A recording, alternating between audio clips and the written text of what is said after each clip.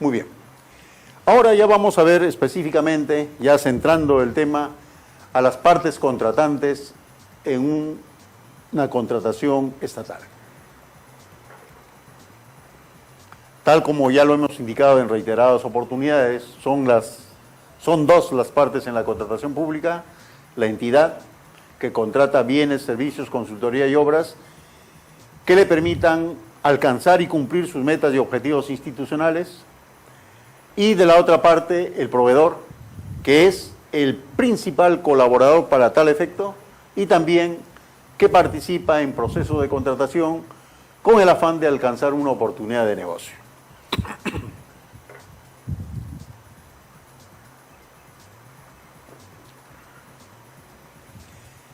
En la parte que corresponde a las entidades, hay que identificar qué órganos al interior de la entidad tienen participación en los procesos de contratación. Y en ese sentido, la normativa de contratación pública identifica 4 órganos. El primero, el de mayor jerarquía, es el titular de la entidad. Luego tenemos el área usuaria, en tercer lugar, el órgano encargado de las contrataciones y finalmente el comité de selección. El titular de la entidad. El titular de la entidad viene a ser la más alta autoridad ejecutiva al interior de la entidad. Para identificarlos, según el tipo de entidad. En el ministerio es el ministro, que es la más alta autoridad ejecutiva. En el gobierno regional, el gobernador regional.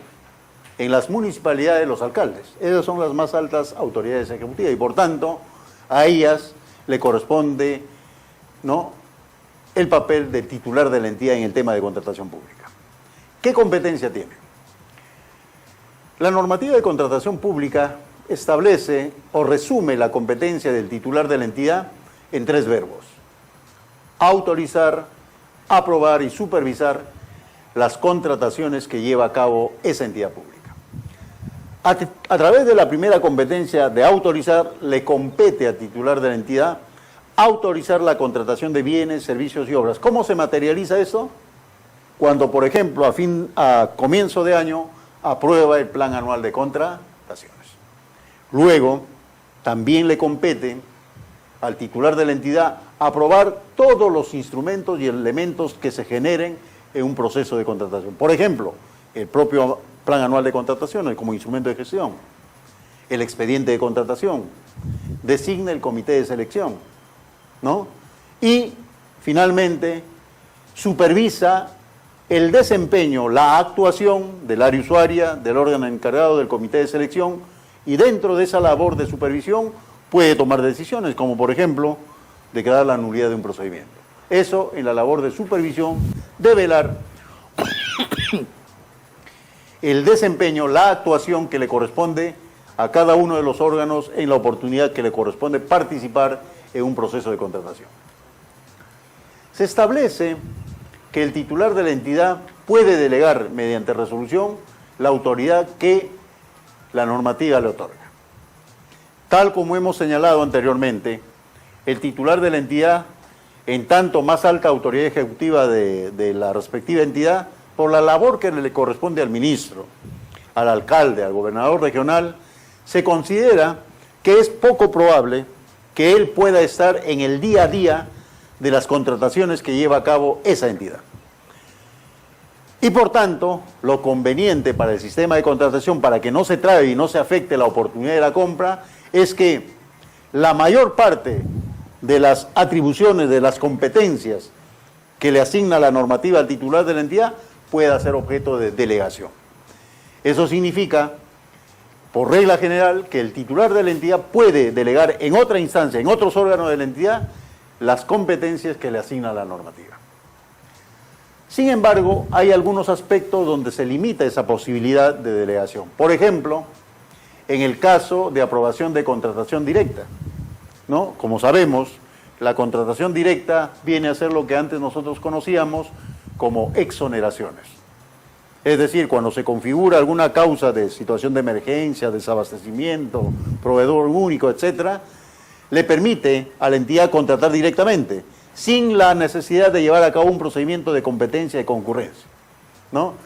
Por tanto, cuando estemos frente a esa situación, en principio, el titular de la entidad es el competente para aprobar esas contrataciones directas. Con una regla especial, y aquí hay que hacer la precisión. En el caso específico de gobiernos regionales, en el caso específico de municipalidades y en el caso específico de empresas del Estado, la competencia para aprobar contrataciones directas no le corresponde al titular de la entidad, sino, en el caso del gobierno regional, al Consejo Regional, en el caso de la municipalidad, al Consejo Municipal, y en el caso de las empresas del Estado, al directorio. Por tanto, en estos casos del gobierno regional, de la municipalidad, de las empresas del Estado, el Consejo Regional, el Consejo Municipal o el directorio pueden válidamente delegar las facultades, ¿no?, en las excepciones que prevé la norma, pueden hacerlo en el titular de la entidad o en cualquier otro órgano de la entidad. ¿En qué casos puede delegarse? Porque estamos diciendo que la regla es que no es posible. La norma ha previsto que sí es posible que se pueda delegar esa competencia de aprobar contrataciones directas, fundamentalmente en las nuevas causales de contratación directa que se han incorporado ya con la ley 30.225. Por ejemplo, cuando estemos frente a la necesidad de recurrir a un proveedor cuando una entidad ha resuelto el contrato o ha declarado nulo el contrato y hay la necesidad de o está pendiente de ejecutar prestaciones, en esos casos, por ejemplo, la norma faculta a que el órgano competente a quien le atribuye la competencia original de aprobar esa contratación directa pueda delegarlo, ¿no?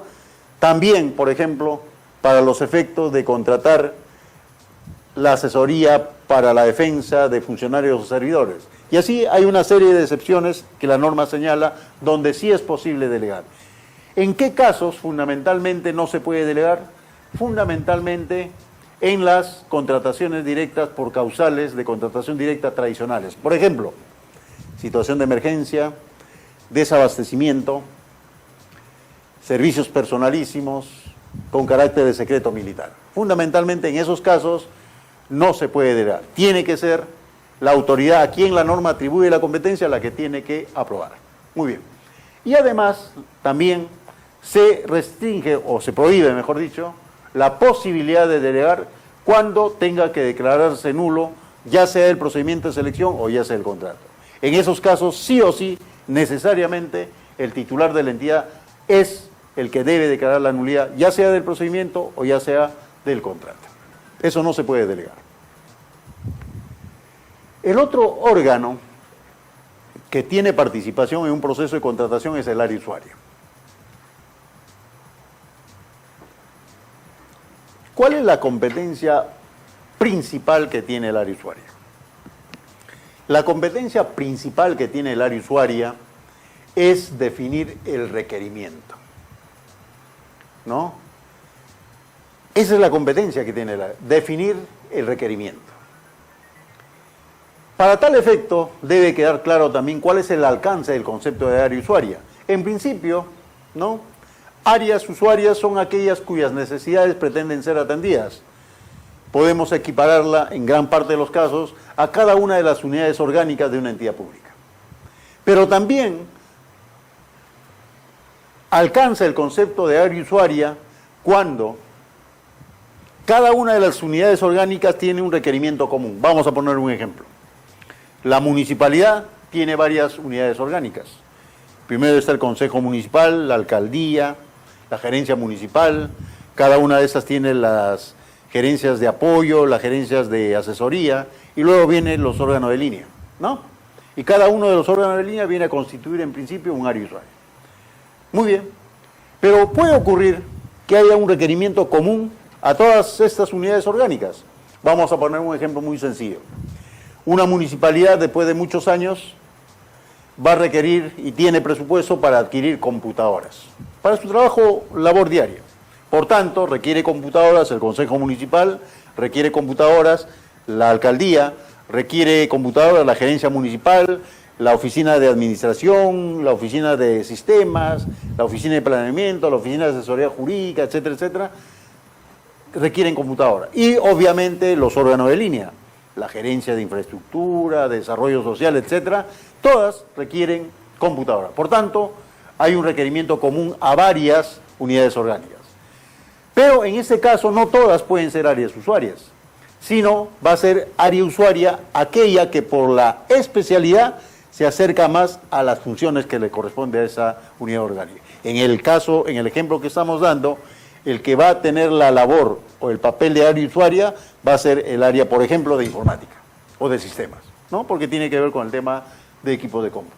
A eso se refiere el alcance del concepto de área usuaria. Y decíamos que al área usuaria lo que le compete fundamentalmente es definir el requerimiento, es decir, elaborar las especificaciones técnicas, en el caso de bienes, elaborar los términos de referencia, en el caso de servicios y consultoría, y cuando tenga los elementos y el personal, elaborar el expediente técnico en el caso de obras.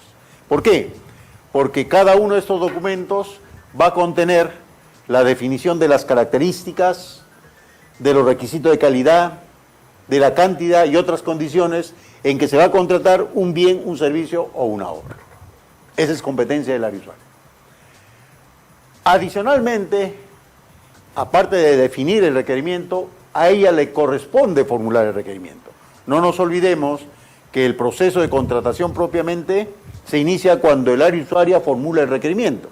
Es decir, cuando cursa una comunicación adjuntando ya sea las especificaciones técnicas, términos de referencia o el expediente técnico, lo remite al órgano encargado, ¿no? ¿Para qué? Para que empiece la elaboración del expediente de contratación y por tanto se inicia el proceso de contratación.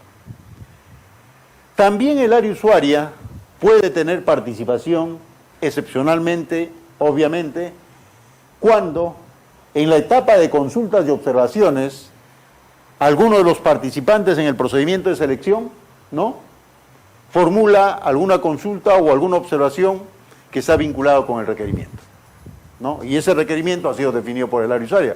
Por tanto, el comité de selección, no obstante que tiene el principio de autonomía dentro de uno de los que rige su actuación, esta situación es una excepción a ese principio de autonomía. ¿Por qué?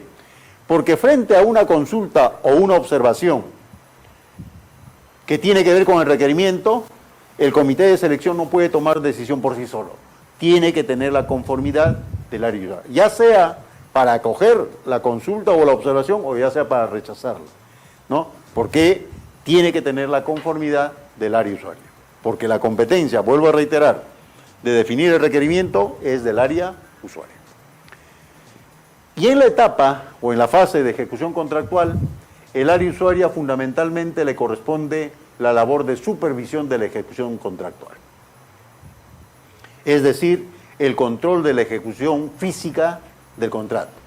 Por eso es que la norma señala como regla general que es el área usuaria el que tiene que verificar si el proveedor de bienes está cumpliendo con entregar los bienes conforme a las especificaciones técnicas, si el servicio que se ha brindado está de acuerdo con los términos de referencia, si la obra que se ha ejecutado cumple con las características establecidas en el expediente técnico. Eso es independiente, ¿no? Eso es importante que quede claro. Eso es independiente en el caso de obras específicamente, que haya la obligación de contratar ya sea una supervisión o designar un inspector. Eso de ninguna manera puede excluir la labor de control físico de la ejecución del contrato que corresponde al área usuaria. El otro órgano que tiene participación en un proceso de contratación es el órgano encargado de las contrataciones. ¿Qué le compete al órgano encargado de las contrataciones? Al órgano encargado de las contrataciones le compete la gestión del abastecimiento al interior de la entidad. ¿Y qué significa la gestión del abastecimiento al interior de la entidad? No nos olvidemos que el proceso de abastecimiento es un concepto amplio que involucra una serie de procesos técnicos. Entre ellos, obviamente, los que corresponden al proceso de contratación. Pero hay procesos técnicos de abastecimientos anteriores al proceso de contratación y posteriores al proceso de contratación. Por ejemplo, procesos técnicos anteriores al proceso de contratación. El tema de catalogación de los bienes. El tema de registro de proveedores. No nos olvidemos que la norma siempre ha permitido y lo sigue permitiendo que las entidades puedan tener su listado, su registro de proveedores, independientemente del Registro Nacional de Proveedores. Lo que sí les prohíbe a las entidades es que condicionen que estén en ese registro para poder participar en los procedimientos. Pero eso no les impide que puedan tener y desarrollar ese proceso técnico de abastecimiento que es previo al proceso de contratación, ¿no?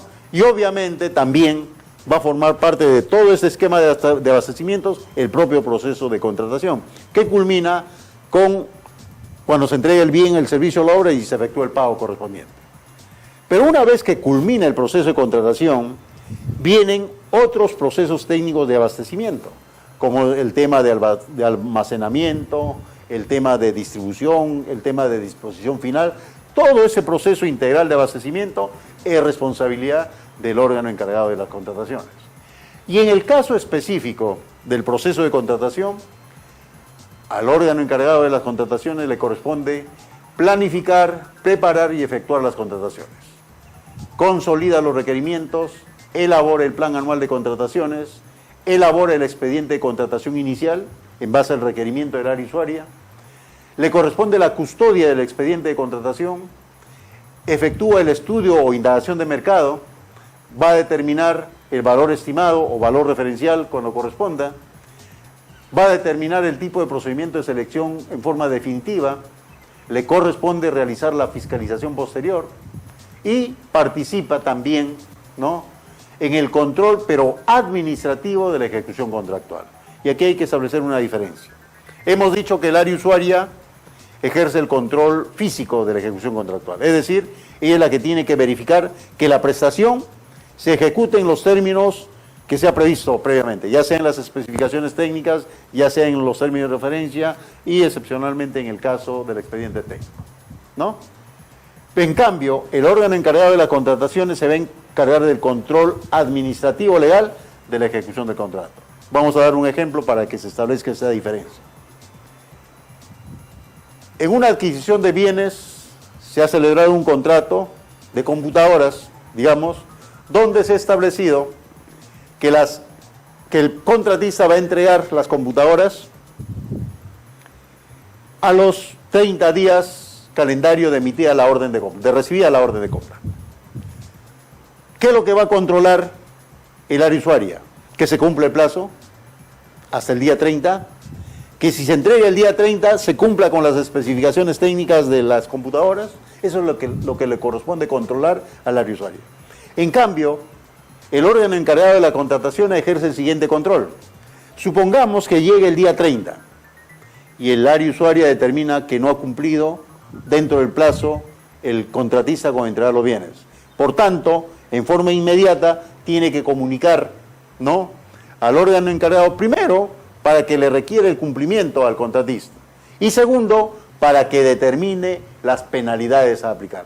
Las penalidades no le corresponde definir al área usuaria, sino al órgano encargado de las contrataciones. Y a eso se refiere, como señalábamos, el control administrativo legal que le corresponde al órgano encargado en la ejecución del contrato.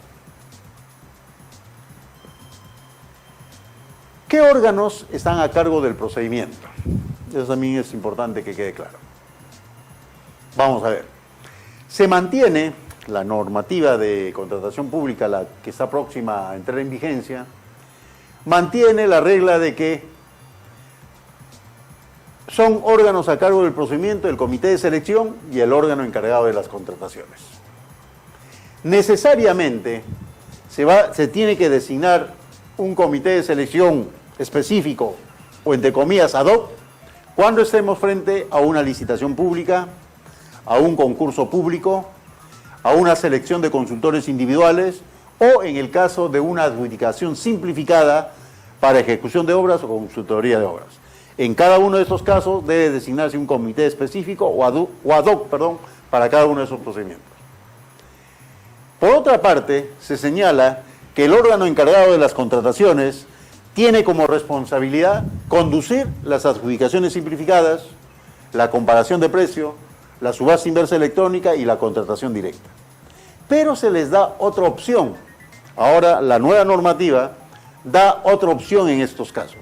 específicamente en el caso de adjudicación simplificada y subasta inversa electrónica. Si bien en principio le corresponde ser conducido esos procedimientos, adjudicación simplificada y subasta inversa electrónica, al órgano encargado de las contrataciones, pero adicionalmente se le da la siguiente alternativa. La entidad puede válidamente, en una adjudicación simplificada o en una subasta inversa electrónica, designar un comité específico para cada procedimiento de selección. Obviamente cuando se justifique esa designación por razones de complejidad, de especialidad, etc. Pero le da, además, ahora, recogiendo una experiencia que teníamos anteriormente, se ha creado lo que se ha venido a denominar el Comité de Selección Permanente. Por tanto, válidamente, ahora, ¿no?, una entidad puede designar un comité de selección permanente para que se encargue de llevar a cabo todas sus adjudicaciones simplificadas, para que se encargue de llevar a cabo toda su subasta inversa electrónica. Por tanto, tiene esa posibilidad. Con relación al comité de selección, en cuanto a la designación de los integrantes del comité de selección, tiene que ser designado por el titular de la entidad o en quien éste haya delegado esa competencia. Necesariamente la designación tiene que constar por escrito. Sabemos que en la práctica de la administración pública eso se formaliza a través de resolución, y así tiene que ser, aunque la norma simplemente exige que sea por escrito, ¿no? En la designación tiene necesariamente que designarse a los 3 titulares y a sus respectivos suplentes. Se establece como condición mínima de la conformación del comité de selección que uno necesariamente debe pertenecer o representar al órgano encargado de las contrataciones, y otro tiene que tener conocimientos técnicos en el objeto de la contratación, ¿no? Cuando estemos frente a un comité de selección permanente, la obligación mínima es que uno de ellos necesariamente tiene que ser del órgano encargado de las contrataciones. Se establece además que la entidad tiene la obligación de evaluar qué pasó, por qué tu titular de la entidad, si tiene la obligación de participar en las sesiones del comité de selección, ¿por qué te ausentaste? Porque si la ausencia no está debidamente justificada, eso puede determinar responsabilidades. Se establece adicionalmente que el cargo de ser parte o ser integrante de un comité de selección es un cargo irrenunciable, ¿no? La única excepción a esa prohibición es que puede existir conflicto de intereses, ¿no? Es decir, cuando hay una oposición entre el interés personal, familiar, laboral del integrante con lo que se persigue con ese proceso de contratación. Y se vuelve a reiterar que los suplentes solo van a actuar en tanto se ausente el titular. Esto es importante que quede claro, porque sigue habiendo dudas al respecto. La norma señala que el suplente solo actúa en tanto esté ausente el titular. Vamos a poner un ejemplo. Como ustedes saben, un procedimiento de selección tiene varias etapas del procedimiento, ¿no? Supongamos que el titular de la entidad, por algún motivo, se ausentó justo en la fecha en que en el calendario del procedimiento de selección tenía que absolverse las consultas de observaciones e integrarse a la base. No nos olvidemos que ahora es una sola etapa. Por tanto, para no afectar el procedimiento, tiene que ingresar el suplente correspondiente. Pero una vez que ya se absolvió las consultas de observaciones y se integró las bases, viene la siguiente etapa, que es presentación de ofertas. Si para esa fecha ya está presente nuevamente el titular, el que está obligado a participar en esa etapa es el titular, y ya el suplente sale de la participación del procedimiento de selección. A eso se refiere la regla, que el suplente solo actúa en tanto esté ausente el titular. Se establece que solamente se puede remover a los miembros del comité de selección por caso fortuito, fuerza mayor, cese en el servicio o cuando exista conflicto de intereses, ¿no?, que esté debidamente acreditado. La remoción tiene que efectuarse a través de un documento donde esté debidamente sustentado, motivado, ¿no? Porque no nos olvidemos que la permanencia de los miembros del comité de selección y que no se esté removiendo en forma permanente es evitar que esa remoción pueda afectar la continuidad y la oportunidad del procedimiento de selección. Esa es la razón fundamental por la cual se restringe, se limita la posibilidad de remoción de los miembros del comité de selección. Cuando se tome esa decisión de remover por las causas justificadas que hemos señalado, en ese mismo documento puede designarse a suplente correspondiente. Ya hemos señalado que no es posible la renuncia salvo por conflicto de interés. En cuanto a la actuación del comité de selección, los acuerdos que adopten en el comité de selección pueden hacerse por mayoría o por unanimidad. Y se precisa, y eso es importante, si tú formas parte de un comité de selección, no tienes posibilidad de abstenerte. Tienes que manifestar cuál es tu opinión, cuál es tu voto respecto de una decisión. Puede ser que estés en contra de los otros dos, pero tienes que votar, tienes que necesariamente plasmar tu voto en el acuerdo, en el acta correspondiente. Para los efectos de que haya una sesión válida de comité de selección, necesariamente tienen que estar 3 integrantes. Solo es válida la sesión cuando están los 3 integrantes. No hay sesión válida si hay solamente dos, porque si falta uno, inmediatamente tiene que ser sustituido por el suplente. Por tanto, vuelvo a reiterar, y eso es importante, porque eso es causal de nulidad del procedimiento. Necesariamente cualquier cualquier sesión que se lleve a cabo necesariamente tiene que efectuarse con la presencia de los 3 integrantes. Los miembros del comité de selección, ya hemos dicho que se rigen por el principio de colegialidad, es un órgano conformado por varios integrantes, son autónomos en su decisión, es decir, no dependen de ninguna otra área u órgano para tomar decisiones, con las excepciones que hemos hecho referencia, ¿no? Cuando, por ejemplo, se presentan consultas y observaciones que ha sido definido por el área usuaria, ellos no pueden tomar decisión, sino tienen que pedir la conformidad del área usuaria. Y lo que se precisa es que no existe jerarquía entre los miembros, es decir, el presidente del comité de selección no vale más que los demás miembros, todos tienen igual jerarquía. Responsabilidad que asumen los miembros del comité de selección por las decisiones que adopten es solidaria. En principio todos son responsables, salvo que haya la constancia, ¿no?, y la consignación en el acta correspondiente de un voto discrepante, ¿no? Por eso es importante, y eso sí hay que incidir y resaltar, acabamos de señalar que los miembros del comité de selección no pueden abstenerse, por tanto tampoco tienen habilitación para negarse a suscribir un acta. Tienen que suscribir un acta. Si no están de acuerdo con alguna decisión, tienen que constar las razones por las cuales no están de acuerdo y cuál es el sentido de su voto. Pero lo importante es que consignen esa decisión en el acta correspondiente. Pero no pueden negarse a suscribir el acta. Se establece que durante la conducción de un procedimiento, los miembros del comité de selección pueden solicitar apoyo a otras áreas, ¿no?, en diversos aspectos. Pueden, por ejemplo, en un tema legal, acudir al área legal, están obligados a apoyarlos, ¿no? En temas técnicos pueden acudir a las áreas técnicas, al área usuaria, y están en la obligación de brindar ese apoyo. Todo el material documental utilizado para sustentar el voto tiene que formar parte del expediente de contratación. Y como hemos señalado, ¿no?, las decisiones constan necesariamente en actas que tienen que levantarse. Para formar parte del comité de selección hay algunos impedimentos que prevé la norma. Obviamente, el titular de la entidad no puede formar parte de un comité de selección porque es, como órgano de mayor jerarquía, es el encargado más bien de controlar, de supervisar cómo es que se desempeña el comité de selección.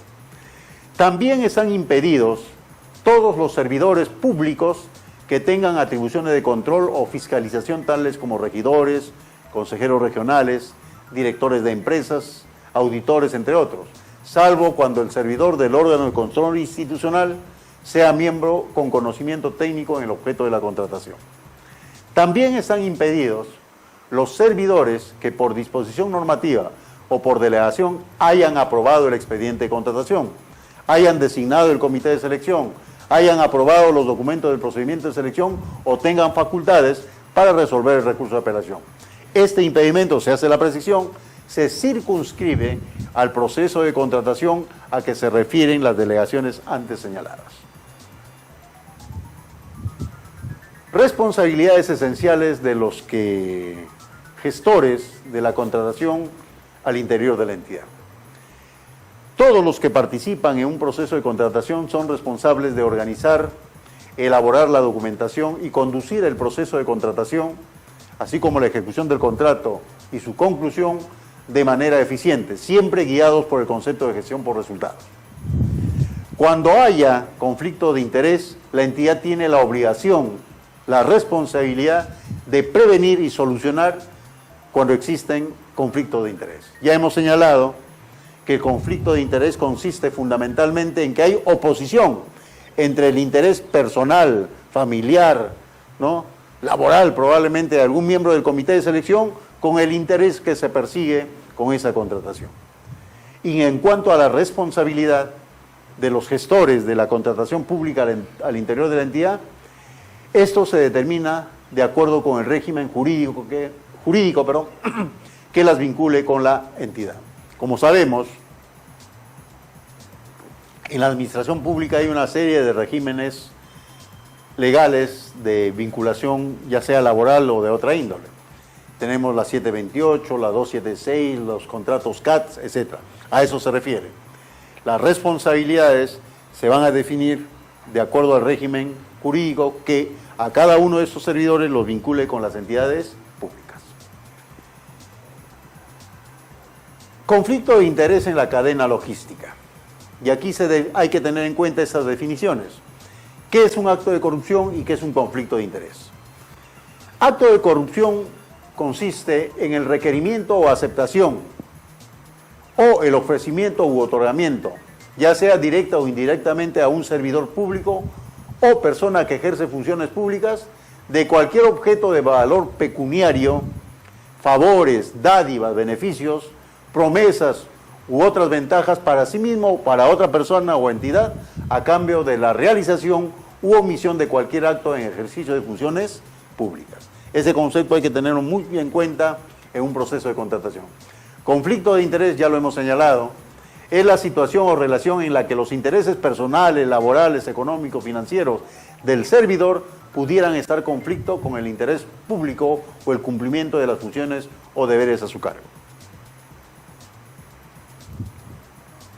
Y las responsabilidades que pueden asumir los gestores que actúan en representación de la entidad son de tres tipos: administrativa, civil y penal.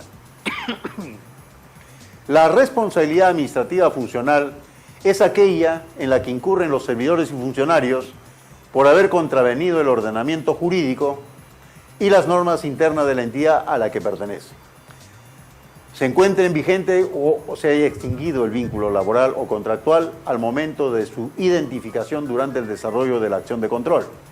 Incurren también en responsabilidad administrativa funcional los servidores y funcionarios públicos que en el ejercicio de sus funciones desarrollaron una gestión deficiente. Responsabilidad civil es aquella en la que incurren los funcionarios o servidores que por su actuación u omisión en el ejercicio de sus funciones hayan ocasionado un daño económico a su entidad o al Estado, incumpliendo sus funciones por dolo o culpa. La obligación de resarcimiento es de carácter contractual y solidario, y la acción correspondiente prescribe a los 10 años de ocurridos los hechos que generan el daño económico. Y la responsabilidad penal es aquella en la que incurren los funcionarios o servidores que en el ejercicio de sus funciones han efectuado un acto o omisión que está tipificado como delito en el Código Penal. La figura típica de la contratación pública es la colusión, ¿no?, cuando se favorece a un determinado proveedor. Ahora ya hemos referido los aspectos principales vinculados con aquellas personas que gestionan las contrataciones por parte de las entidades públicas. Ahora vamos a referirnos qué condiciones mínimas deben reunir los proveedores del Estado para poder participar en procedimiento de selección y contratar con entidades del Estado. Son 3 condiciones mínimas: tener su inscripción vigente en el RNP, no encontrarse impedido para contratar con el Estado y en el caso específico del proceso de contratación, cumplir con los requisitos de calificación que están previstos. Con relación al primer requisito, vamos a señalar algunos aspectos vinculados con el Registro Nacional de Proveedores. El Registro Nacional de Proveedores tiene por objeto registrar y mantener actualizada la información relevante de todas aquellas personas naturales o jurídicas que están interesadas en participar en procedimientos de selección y contratar con el Estado. El Registro Nacional de Proveedores tiene 4 registros: el Registro de Proveedores de Bienes, el Registro de Proveedores de Servicios, el Registro de Ejecutores de Obras y el Registro de Consultores de Obras. Lo que se persigue o lo que se establece es que para poder participar en procedimiento y contratar con el Estado tienes que estar en el registro correspondiente. Es decir, si la empresa A quiere contratar la ejecución de obras, tiene que estar inscrito como ejecutor de obras. No es suficiente que esté inscrito en el Registro de Proveedores de Bienes. Por eso es que tiene que tener vigente su inscripción en el registro correspondiente. Se ha establecido que el registro en el RNP es de plazo o de vigencia indeterminada. Ya ha quedado sin efecto aquella regla que establecía que cada año tenía que renovar su inscripción. Se ha establecido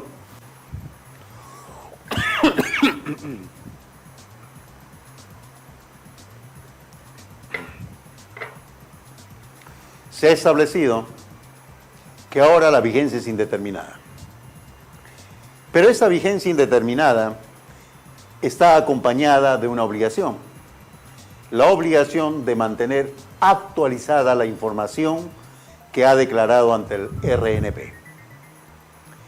¿Qué pasa si no se mantiene actualizada? Uno de los efectos, o el efecto inmediato que se va a producir, es que se afecte la vigencia y que se retire temporalmente del RNP al proveedor que no ha mantenido actualizada su información en el RNP. Por tanto, se afecta la vigencia del proveedor y por tanto se le va a retirar temporalmente del RNP cuando no actualice ya sea la información legal, en el caso de proveedores de bienes, servicios, consultores y ejecutores de obras, o ya sea la información financiera o técnica, en el caso de consultores de obras y ejecutores de obras, ¿no? Aunque ahora se ha previsto que para que ello ocurra tiene que haber un previo requerimiento del Registro Nacional de Proveedores. El otro supuesto que afecta la vigencia y por tanto va a dar lugar a que se retire temporalmente al proveedor del RNP es cuando ha caído en un supuesto de insolvencia, es decir, cuando luego del procedimiento que se sigue ante el ente correspondiente se ha declarado insolvente al proveedor. Esa es causa para que afecte la vigencia de su inscripción en el RNP y también a solicitud del proveedor. No nos olvidemos que es responsabilidad del proveedor mantener actualizada su información legal, su información financiera o su información técnica. ¿Cuál es el procedimiento que se sigue para acceder al RNP? En el caso de proveedores de bienes y servicios, el procedimiento es de aprobación automática. Es muy sencillo, ¿no? ¿Cómo es que se inicia? Se inicia con el pago de una tasa en cualquier institución bancaria con el cual tiene convenio el OCE. Una vez que se ha efectuado el pago de la tasa correspondiente, dentro de los 2 días hábiles siguientes, tiene que ingresar al portal del RNP. ¿Para qué? Para que llene un formulario electrónico. Llene un formulario electrónico y una vez llenado lo remite electrónicamente al RNP. El RNP en un periodo de 2 o 3 días como máximo verifica la información y si encuentra todo conforme, aprueba el trámite. Y una vez que está aprobado el trámite, a partir del día siguiente de la aprobación, ya tiene vigente su inscripción. Así de simple es el procedimiento de inscripción en el caso de proveedores de bienes y servicios. ¿Y por qué es simple? Porque por ahora todavía no se categoriza a los proveedores de bienes y servicios. A futuro entiendo que sí se va a hacer, pero por ahora no. Y esa es la razón por la cual la inscripción del proveedor de bien o del proveedor de servicios es de aprobación automática. En cambio, en el caso de ejecutores y consultores de obras, el procedimiento es de evaluación previa. ¿Por qué? El procedimiento, el inicio es muy similar. Primero se paga la tasa dentro de las 48 horas o 2 días hábiles siguientes. Tiene que llenar el formato electrónico, pero adicionalmente, en el caso de consultores y ejecutores, ese formato electrónico va a formar parte de un expediente. ¿Por qué? Porque en el caso de ejecutores y consultores de obras, tiene que acreditar capacidad legal, tiene que acreditar solvencia económica y tiene que acreditar capacidad técnica. ¿Y por qué en esos casos sí tiene que acreditar capacidad legal, económica y técnica? Porque en el caso de consultores y ejecutores de obras ya se les categoriza.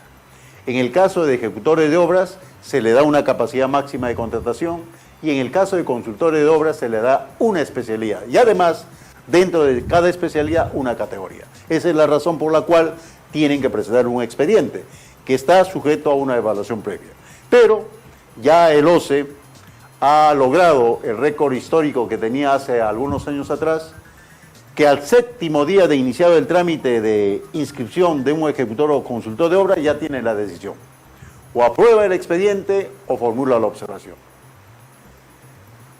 No nos olvidemos que para ser participante en un procedimiento de selección, para presentar propuestas o contratar, se requiere necesariamente tener inscripción vigente en el RNP. ¿Cuándo se retira definitivamente al proveedor del RNP? En 2 supuestos. Si es persona natural, cuando ha muerto, ¿qué objeto tiene que se mantenga su inscripción? Y si es persona jurídica, cuando se ha producido la extinción de la persona jurídica, ¿qué objeto tiene que se mantenga la vigencia del RNP? Lo mismo ocurre cuando un proveedor, sea persona natural o jurídica, ha sido objeto de sanción por parte del tribunal en forma definitiva. Es decir, nunca más va a poder contratar con entidades del Estado. Entonces, ¿qué objeto tiene que mantenga vigencia su RNP? Esa es otra causa por la cual se retira definitivamente al proveedor del RNP. En el caso específico de ejecutores de obras, la capacidad máxima de contratación es muy sencilla. Se otorga en función a acreditar 10 veces el capital social que debe estar aprobado, inscrito en los registros públicos y acreditar 2 veces las obras, inclusive de carácter privado, que haya ejecutado. La segunda condición que debe cumplir el proveedor para poder participar válidamente en procedimientos de selección y contratar con entidades del Estado es que no esté en alguno de los supuestos de impedimento previstos en la normativa. ¿Qué es lo que establece, con mayor precisión hay que decirlo, el decreto legislativo 1444? Establece lo siguiente: se encuentran impedidos en todo proceso de contratación pública mientras ejerzan el cargo el presidente de la República, los vicepresidentes, los congresistas de la República, los jueces de la Corte Suprema, los titulares y los miembros del órgano colegiado de los organismos constitucionalmente autónomos, los ministros y viceministros, los gobernadores y vicegobernadores regionales, los jueces de las Cortes Superiores de Justicia, los alcaldes, los titulares de instituciones y de organismos públicos del Poder Ejecutivo, los funcionarios públicos, los empleados de confianza y servidores públicos con poder de dirección o decisión y los gerentes de las empresas del Estado. Todos estos funcionarios, mientras ejercen el cargo, tienen un impedimento de carácter absoluto, es decir, no pueden contratar con ninguna entidad del Estado a nivel nacional. Luego tenemos la regla de impedimento en el ámbito territorial, mientras ejerzan el cargo. Mientras ejerzan el cargo, solamente están impedidos, ya sea en el ámbito regional o en el ámbito municipal, distrital o provincial, los consejeros regionales en el ámbito regional, y los regidores municipales, ya sea en el ámbito de la municipalidad provincial o de la municipalidad distrital, mientras ejerzan el cargo. Otro grupo, en el ámbito de la entidad mientras ejerzan el cargo. Solamente están impedidos de contratar con la entidad donde ejercen el cargo los directores de empresas de Estado, los miembros de los consejos directivos de los organismos públicos del Poder Ejecutivo, los servidores públicos sin poder de dirección o decisión y los trabajadores de las empresas del Estado. Vuelvo a reiterar, las personas que están impedidas de contratar con la entidad donde ejercen su cargo son directores de empresas del Estado, miembros de los consejos directivos de los organismos públicos del Poder Ejecutivo, servidores públicos sin poder de decisión o dirección y los trabajadores de las empresas del Estado. Luego de dejar el cargo y hasta 12 meses después, los impedimentos operan de la siguiente manera. En todo proceso de contratación, es decir, a nivel nacional, con ninguna entidad del Estado, el presidente, el vicepresidente, los congresistas, los jueces supremos, titulares y miembros de los organismos constitucionalmente autónomos. En el ámbito de su sector, los ministros y viceministros. No nos olvidemos que estamos hablando una vez que dejan el cargo y hasta 12 meses después. En la competencia territorial, cuando dejan el cargo y hasta 12 meses después, se circunscribe al ámbito territorial, en el caso del gobernador, del vicegobernador, del consejero regional, de los jueces de la Corte Superior, de los alcaldes y regidores. El impedimento, luego de que dejan el cargo de esos funcionarios, solamente se circunscribe al ámbito territorial respectivo. Y en el ámbito de la respectiva entidad, cuando han dejado el cargo y hasta 12 meses después, los titulares de instituciones, funcionarios públicos, empleados de confianza y gerentes de empresas. Servidores sin cargo de dirección y trabajadores de empresas, solo respecto de los procesos, en este último caso se hace la precisión, que el impedimento va a operar respecto de los servidores sin cargo de dirección y trabajadores de empresas del Estado, solo respecto de los procesos de la entidad y siempre que hayan tenido influencia, poder de decisión o información privilegiada en estos procesos que se han generado. Ese es el régimen de impedimento que tenemos respecto de los funcionarios, servidores que hemos señalado. Con relación al impedimento de los familiares, es decir, del cónyuge, conviviente o los parientes, hasta el segundo grado por afinidad o consanguinidad, el impedimento opera de la siguiente manera. Cuando esos familiares están vinculados con el presidente de la República, los vicepresidentes, los congresistas, los jueces supremos y los titulares y miembros del órgano colegiado de los organismos constitucionalmente autónomos, mientras estos estén en el cargo, el impedimento es a nivel nacional, es de carácter absoluto. Igual cuando dejan el cargo y hasta 12 meses después. Solo en el caso de los ministros y viceministros, cuando dejan el cargo y hasta 12 meses después, el impedimento se circunscribe al ámbito de su sector. En el caso de los familiares, de los gobernadores, vicegobernadores, consejeros regionales, jueces de la Corte Superior, alcaldes y regidores, el impedimento es de carácter territorial, es decir, se circunscriben ya sea al ámbito regional, al ámbito provincial o al ámbito distrital. En el caso de los familiares, de los titulares de instituciones, de funcionarios públicos, de empleados de confianza, de servidores con poder de decisión, de directores de empresas del Estado y los miembros de los consejos directivos, los familiares están impedidos solamente respecto de la entidad donde estos señores ejercen el cargo o han dejado el cargo hasta 12 meses después. Y respecto de los servidores sin poder de dirección o decisión y los trabajadores de las empresas del Estado, solamente el impedimento opera mientras estén en el cargo respecto de la entidad. Y cuando han dejado el cargo, siempre que el respectivo servidor haya tenido influencia, poder de decisión información privilegiada o se genere un conflicto de interés. Muy bien. Finalmente,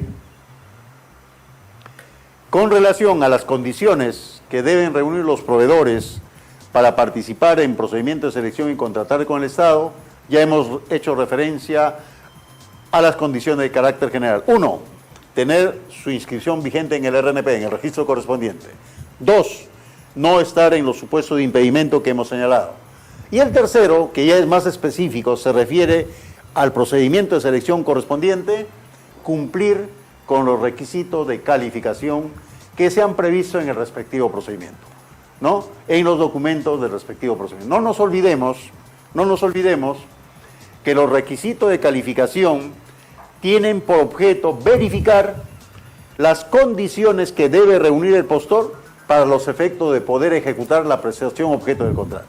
Esa es la finalidad que tienen los requisitos de calificación. ¿Cuáles son esos requisitos?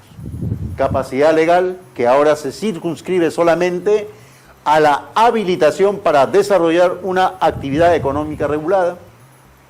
Ejemplo, si yo voy a brindar servicio de intermediación laboral, tengo que tener mi inscripción en el RNIL, esa es la habilitación, a eso se refiere, porque el tema de representación ya no es un requisito de calificación, ahora es una condición de admisión. El otro requisito de calificación tiene que ver con la capacidad técnica y profesional, referido al equipamiento estratégico, a la infraestructura estratégica, a la experiencia del personal clave requerido. Las calificaciones del personal pueden ser requeridas como requisito de calificación para los servicios, para las consultorías y para las obras. Y el otro requisito de calificación es la experiencia del postor en la especialidad. También se ha incorporado, con la normativa que pronto entrará en vigencia, para el caso de obras que correspondan a licitaciones públicas, también puede considerarse como un requisito de calificación la solvencia económica.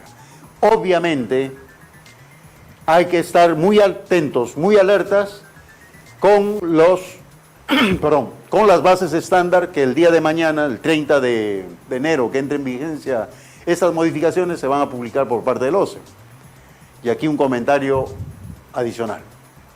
No nos olvidemos que en las bases estándar se incorporan una serie de disposiciones complementarias que complementan las normas que están previstas en la ley y en el reglamento.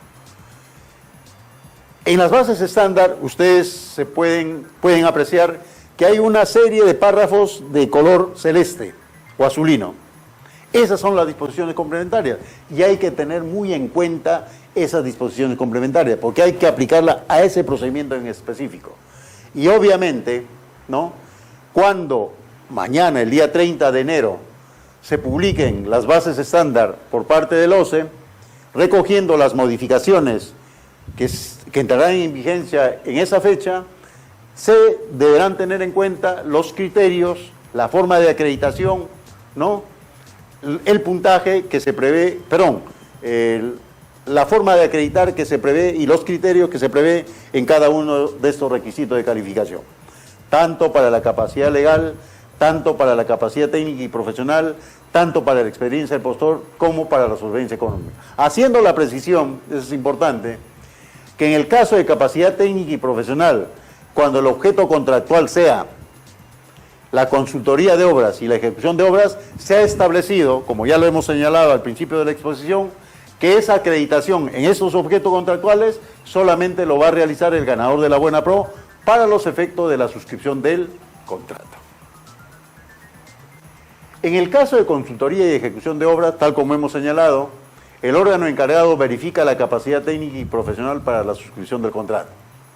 En caso de personas jurídicas que surjan de una reorganización societaria, no pueden acreditar la experiencia absorbida. Esta es una prohibición de carácter general. Vamos a poner un ejemplo. Si la empresa A, que es una empresa que permanentemente contrata con entidades del Estado y por tanto tiene gran experiencia, es sancionada, ¿no? Es sancionada y por tanto por un periodo o en forma definitiva ya no puede contratar con el Estado. Y entonces ocurre que se contacta con la empresa B, que es la más pequeñita, por la cual deciden absorber la empresa B a la empresa A. Cuando eso ocurra, Cuando la empresa B absorba a la empresa A, no puede utilizar su experiencia. Y esa es una prohibición de carácter general, ¿no? En el caso de consorcio, solo se considera la experiencia de aquellos integrantes que ejecutan conjuntamente el objeto de la convocatoria. Además, se ha precisado que el área usuaria puede establecer, primero, un número máximo de consorciados en función a la naturaleza de la prestación. 2, un porcentaje mínimo de participación de cada consorciado. Y 3, el integrante del consorcio que acredite mayor experiencia cumpla con un determinado porcentaje de participación. ¿Por qué se han establecido estas disposiciones? ¿Por qué se habilita la entidad a través del área usuaria que pueda establecer esas reglas? Con el ánimo de que no se distorsione el uso de la figura del consorcio. ¿A qué me refiero? Se ha dado en anteriores oportunidades que se consorcian la empresa A a la empresa B. La empresa A es la de mayor experiencia, la que tiene mucha más experiencia, ya sea en el suministro de bienes, ya sea en servicio, ya sea en la ejecución de obra. Se consorcia con la empresa B, que es la más pequeñita. Pero curiosamente, ocurría que la empresa A, que es la más grande, tenía 10% de participación. Y la empresa B, que era la más pequeñita, tenía el 90%. Eso significaba que la empresa B, no obstante ser la de menos experiencia, la más pequeñita, era la que iba a ejecutar, ¿no?, la prestación, ya sea el suministro del bien, ya sea brindar el servicio o ya sea ejecutar la obra, con todos los riesgos que eso significaba, porque no tenía mucha experiencia, ¿no? Entonces, para que no se produzca esa distorsión de que solamente la gran empresa participe en el procedimiento y no poco se desligue o se desentienda con la ejecución del contrato, se ha establecido esta posibilidad para controlar que no se vaya a producir esa desviación.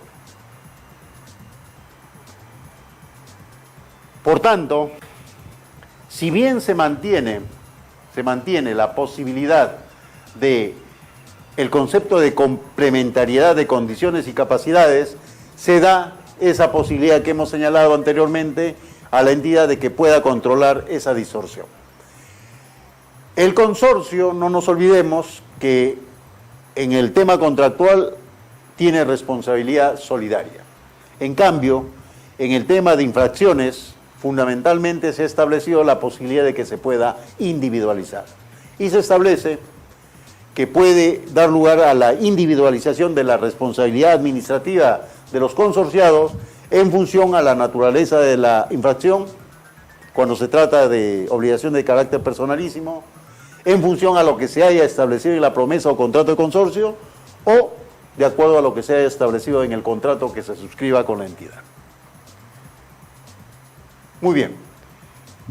Entonces, hemos visto en esta primera sesión aspectos, si bien de carácter general, pero sí importantes, que hay que tener permanentemente en cuenta. 1, la importancia de la contratación pública. 2, los principios. Uno de ellos, el principio de integridad, que tiene que ver mucho con la actitud, la actuación del operador, tanto del sector público como de los proveedores. Y 3, qué condiciones deben cumplir cada una de las partes, qué competencia le corresponde a cada uno de los órganos que tiene participación en un proceso de contratación en representación de la entidad, y finalmente qué condiciones mínimas debe reunir el proveedor, para poder participar en procedimientos y contratar con el Estado. Tener su RNP vigente, no estar en supuesto impedimento y cumplir con los requisitos de calificación en cada proceso en específico. Muchas gracias por su atención.